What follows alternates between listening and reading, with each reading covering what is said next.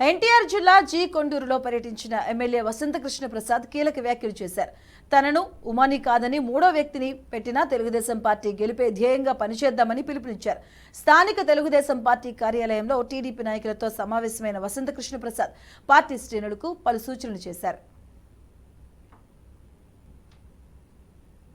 కొండూరులో ఉన్నటువంటి తారక రామాయతి పొదల పథకాన్ని కూడా మెయింటైన్ చేయడానికి ఆ రోజు నేను ఎమ్మెల్యేగా కొండపల్లికి సంబంధించిన వెంకయ్యనాయుడిని తీసుకొచ్చి బలవంతంగా నేను నీకు అండగా ఉంటాను, బిల్లులు ఇప్పిస్తాను, చేయి తమ్ముడు అని చెప్పి పనిచేస్తే 74 లక్షల రూపాయలు పెట్టి పనిచేశాడు. ఇప్పుడు చేసి 4 సంవత్సరాలు అయింది.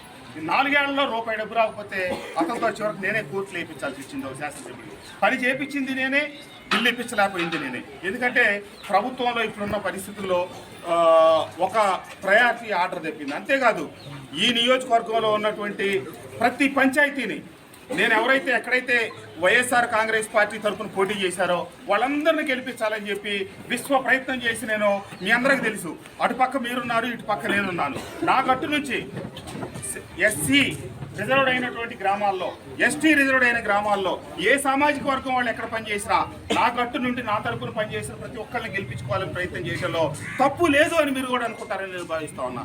అంతమందిని 55 మంది సర్పంచులు గెలిపించిన తర్వాత వాళ్ళతో గ్రామాలకు నేనేమి అభివృద్ధి చేయించలేకపోయా.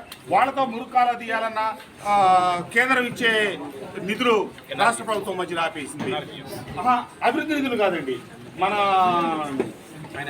ఫైనాన్స్ గ్రాంట్లు వచ్చే వాటిని కూడా ఆపేటప్పటికి మురుకాలలో బాగు చేసే పని లేకపోయింది, చిన్న చిన్న మంచినీళ్ళు కుళాయిలు ఇచ్చే పరిస్థితి లేకపోయా, మేము శాసనసభ్యులుగా మా దగ్గర నిధులు చేయడానికి లేకపోయా.